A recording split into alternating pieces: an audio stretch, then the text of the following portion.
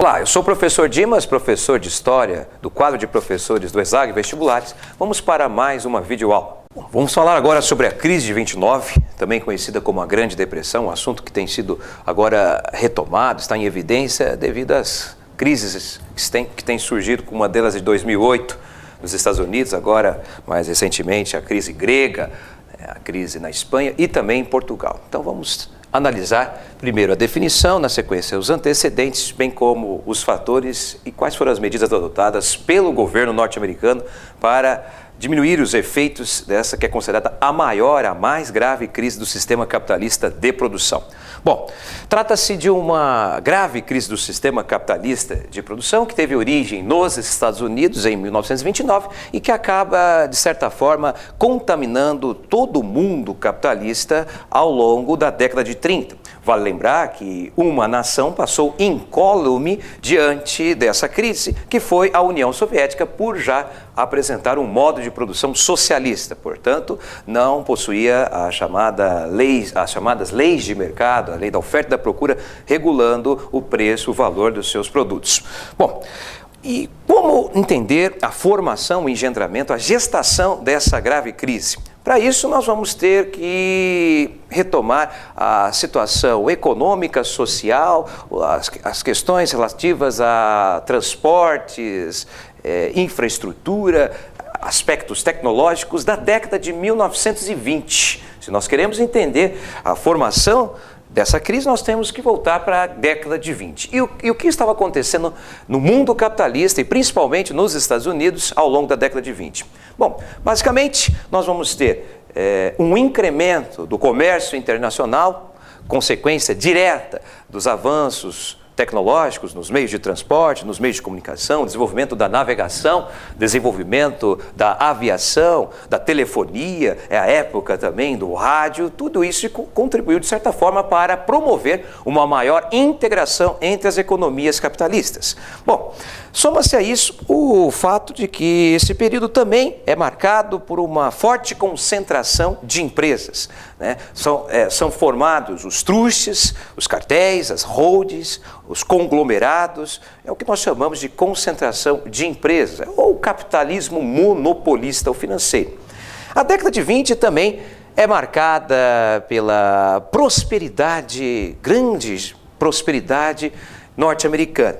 Vale lembrar, os Estados Unidos participaram da Primeira Guerra Mundial a partir de 1917 e, o mais importante para a sua economia, para a economia estadunidense, o palco da guerra, da Primeira Guerra Mundial, da Grande Guerra, não foram os Estados Unidos, foi a Europa. Resultado, a infraestrutura, o setor produtivo, ou seja, a indústria, a agricultura dos norte-americanos permaneceu intacta durante toda a guerra. Resultado, produção, exportação elevada para os países aliados durante a Primeira Guerra Mundial e nos anos subsequentes ao término da guerra, a partir de 1919, nós temos o quê? Nós temos uma exportação, uma elevação da exportação jamais vista na economia americana, exportando de tudo, inclusive exportando durante a guerra munições, exportando armamento. E, logo após a guerra, nós vamos ter principalmente a exportação de alimentos, de roupas, de remédios, de grãos, enfim, tudo no sentido de tentar recuperar a economia europeia. Bom, senhoras e senhores, quais são as consequências disso para a economia norte-americana? Nós vamos ter um aumento significativo das reservas de ouro dos Estados Unidos, que em 1913 fazia $1,5 bilhão, em 1919, um ano após o término da Primeira Guerra Mundial, chegando a $4 bilhões. O PIB, por exemplo, norte-americano, que em 1913 era de $33 bilhões, sobe para, em 1919, sobe para $60 bilhões, ou seja, foi um crescimento significativo. Houve também, nesse período, principalmente na primeira metade da década de 20, um crescimento significativo da renda do cidadão norte-americano, o desemprego chegou a níveis muito baixos, muito baixos. Nós tivemos também o consumismo, lógico, os americanos criando o chamado American Way of Life. É a época de ouro, por exemplo, do rádio. O rádio estava se popularizando, as pessoas queriam adquirir o seu rádio. É a época também em que a Ford, através de uma racionalização da sua produção, a linha de montagem vai promover, por exemplo, um aumento significativo da sua produção, reduzindo, portanto, o preço da mercadoria do seu automóvel e possibilitando ao trabalhador a aquisição desse automóvel com alguns meses de economias, ok? Bom, senhoras e senhores, isso também acaba estimulando os americanos a comprarem ações. Ora, se a economia estava tão bem, ou pelo menos aparentava estar bem, por que não acreditar nas empresas norte-americanas? Então, milhões de americanos adquiriram ações. Bom, quais foram, resumidamente, os fatores que levaram à crise de 29? Bom, pode parecer um paradoxo, mas esse clima de euforia logo após a Primeira Guerra Mundial, com o aumento das exportações, aumento do consumo, o American Way of Life, isso, na verdade, era algo aparente, essa suposta saúde do sistema econômico norte-americano. Bom, o primeiro setor da economia a demonstrar ou dar alguns sinais, alguns sintomas de que a saúde da economia norte-americana não estava ou não ia tão bem, foi o setor agrícola, com a chamada superprodução agrícola. Vale lembrar, durante o início da década de 20, nós tivemos a recuperação da economia europeia e, consequentemente, uma diminuição das exportações norte-americanas para este continente. Resultado, isso vai gerar uma superprodução inicialmente no setor agrícola e que depois acaba contaminando outros setores. Outro problema, a chamada produção crescendo num ritmo muito maior que o consumo. Havia sim aumento do consumo, mas esse aumento não conseguia acompanhar o aumento significativo da produção.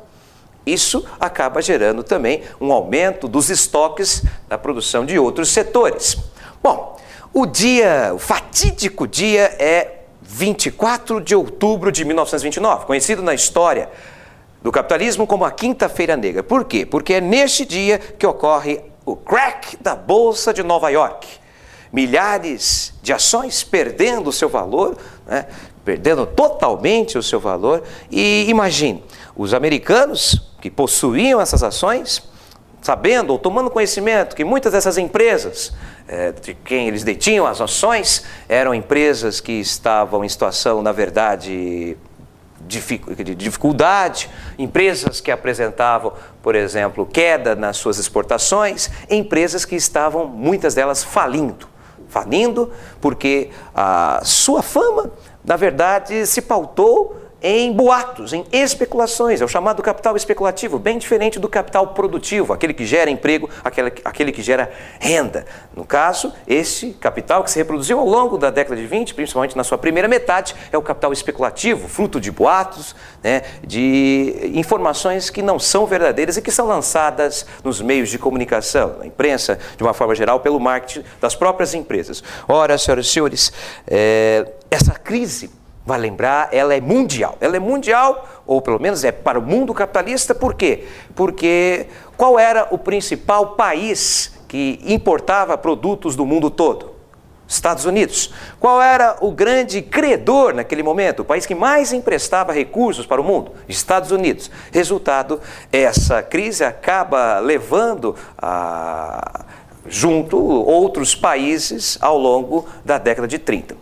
Qual então foram as consequências? Aumento significativo do desemprego, aumento significativo, por exemplo, da miséria. Vale lembrar que com a falência de 85 mil empresas, com a 4 mil bancos fechando as portas nos Estados Unidos, o PIB caindo quase que pela metade, de 104 bilhões para 56 bilhões de dólares em 1933, tudo isso acaba contribuindo para uma crise devastadora no sistema capitalista de produção. Queda nas importações, queda nas exportações e consequências, inclusive, para o Brasil.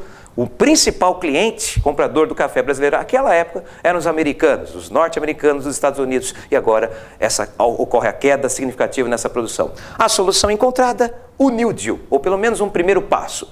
No governo, na administração do presidente Franklin Delano Roosevelt, é criado um plano de recuperação econômica chamado New Deal, novo acordo, que previa uma intervenção do Estado na economia, gerando empregos, reaquecendo a economia, fundamentado numa teoria econômica do inglês John Maynard Keynes, o chamado keynesianismo, para evitar novas ondas especulativas, novo descontrole do sistema financeiro norte-americano.